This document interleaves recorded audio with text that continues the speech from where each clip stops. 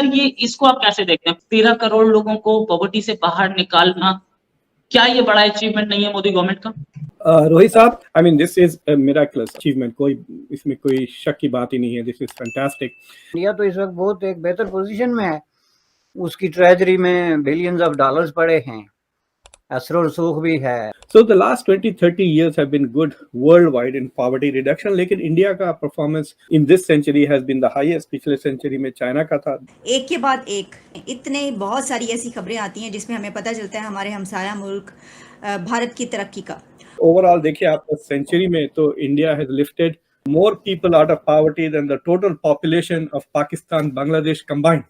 LOC के ऊपर agreement हुआ जिसमें एलओसी के ऊपर सीजफायर हो गया, तो कई लोगों का कहना यह है कि अगर पाकिस्तान ने अगर कंसेशन ना देता उस वक्त इंडिया को और एलओसी पे मामलात खराब रहते तो इंडिया के अंदर ये जो बिजनेस का एनवायरनमेंट है वो इस तरह ना हो पाता। एक तो ये कि ये कोई बड़ी दूर की कौड़ी लाया है कि अनीस काज़मी बोल रहे थे कि जो चंद्रयान भेजना जो है वो एक बेवकूफी थी।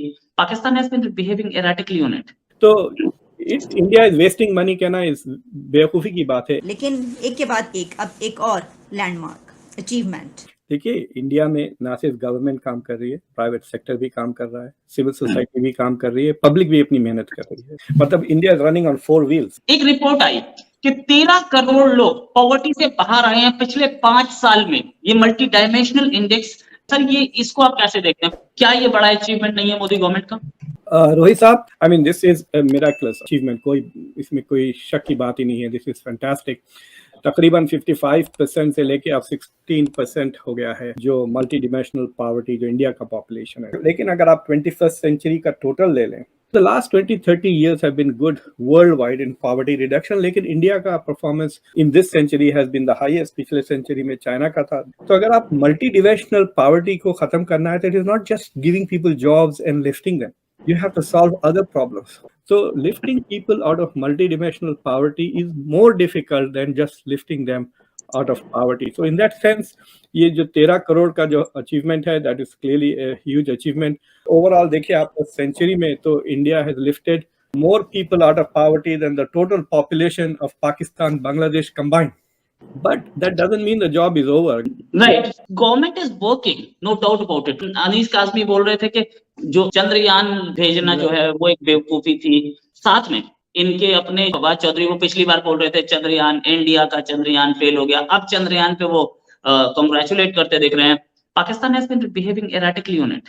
देखिए इंडिया में ना सिर्फ गवर्नमेंट काम कर रही है, प्राइवेट सेक्टर भी काम कर रहा है, सिविल सोसाइटी भी काम कर रही है, पब्लिक भी अपनी मेहनत कर रही है। मतलब India is running on 4 wheels.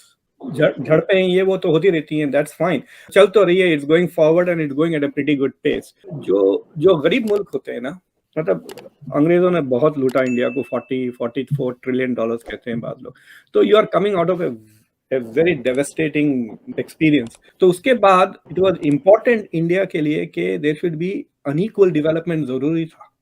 यानी अगर इंडिया जैसा IITs में इन्वेस्ट किया, साइंटिफिक इंस्टीट्यूशंस में इन्वेस्ट किया, तो इंडिया हैड टू इन्वेस्ट, उसका जो डिविडेंड है वो इंडस्ट्रियल ग्रोथ में होता है।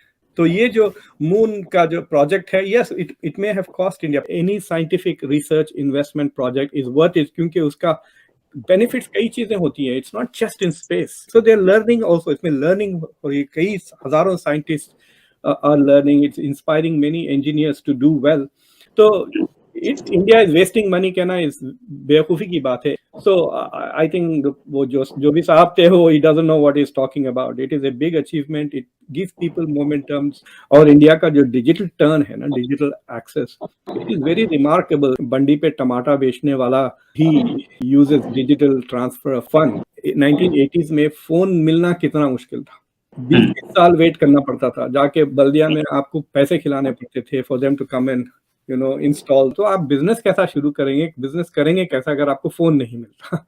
सो इस तरह से भी जो टेक्नोलॉजिकल डेवलपमेंट्स हुए हैं during the era of globalisation, they have help poverty alleviation everywhere, but India specially because India has harnessed ये जो डिजिटल टेक्नोलॉजी है, उसको जो इंडिया ने बहुत अच्छी तरह से उसको अपनाया है। साहब, अगर आपको याद हो कि 2021 में, आज से 2 साल पहले, उस वक्त के army chief general Qamar Javed Bajwa ने भारत के साथ एक एग्रीमेंट किया तो वो उस पे एक एलओसी के ऊपर एग्रीमेंट हुआ जिसमें एलओसी के ऊपर सीजफायर हो गया। तो कई लोगों का कहना यह है कि अगर पाकिस्तान ने अगर कंसेशन ना देता उस वक्त इंडिया को और एलओसी पे मामलात खराब रहते तो इंडिया के अंदर ये जो बिजनेस का एनवायरनमेंट है वो इस तरह ना हो पाता। और इस हवाले से कहा जा रहा है कि जनरल कमर जावेद बाजवा ने और उस वक्त की हुकूमत ने बड़ी जल्दी की और आज हमें कुछ भी नहीं मिला। Sir, how do you see this situation sir? एक तो ये कि ये कोई बड़ी दूर की कौड़ी लाया है कि एलओसी पे अमन कायम करने से इंडिया का कोई बिजनेस इंटरेस्ट जुड़ा हुआ था या जोड़ा जा सकता है। That's not the case. देखें, एलओसी जो है ना एक बहुत ही आइसोलेटेड किस्म की कहानी है। चूँकि अगर इंडिया को इस चीज़ पे लोग टेस्ट करते कि उसके नेबर्स के साथ क्या ताल्लुकात हैं, तो फिर ज़ाहिर है चीन के साथ भी उसका एक ख़ास किस्म की एक अनईजीनेस है रिलेशनशिप में। तो इसलिए मैं नहीं समझता कि इससे इंटरनेशनली कोई फ़र्क पड़ता था।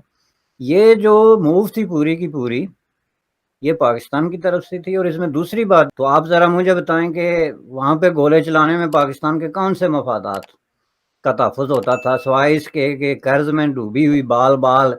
एक चीज़ बड़ी क्लियर है कि उसकी वजह से पाकिस्तान जैसे मुल्क के लिए जो है उसको इन हालात में सस्टेन रखना इंडिया की निस्बत कहीं ज़्यादा मुश्किल था। इंडिया तो इस वक्त बहुत एक बेहतर पोजीशन में है, असर रसूख भी है, सारी चीज़ें। तो उसके लिए एलओसी पे गोले चलाए रखना, जारी रखना कोई बड़ी बात नहीं। तो आखिरी बात जो इसमें है कि आप कहते हैं आपको मिला क्या, तो वो मैं कह रहा था जो डिस्पैरिटी आ गई ना इंडिया पाकिस्तान के कैलिबर और मुकाबले में, उसमें इंडिया अगर ये इस पे मान जाए कि हम गोलाबारी बंद करते हैं तो यही बहुत बड़ा कुछ मिल गया आपको।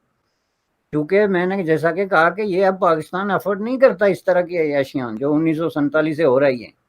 इंडिया अफोर्ड इसलिए करता है कि इंडिया की इकोनॉमी बढ़ गई, तो उनके लिए ये कोई बड़ा खर्चा नहीं है। तो इसलिए उन्होंने आपको एज ए फेवर अगर ये कह दिया कि ठीक है जी हम खामोशी इख्तियार करते हैं, तो that was a big gift, I am telling you. ऐसे वीडियो देखने के लिए नीचे दिए गए सब्सक्राइब बटन को प्रेस कीजिए और घंटी बटन को क्लिक कीजिए ताकि आपको नए वीडियो मिलती रहे।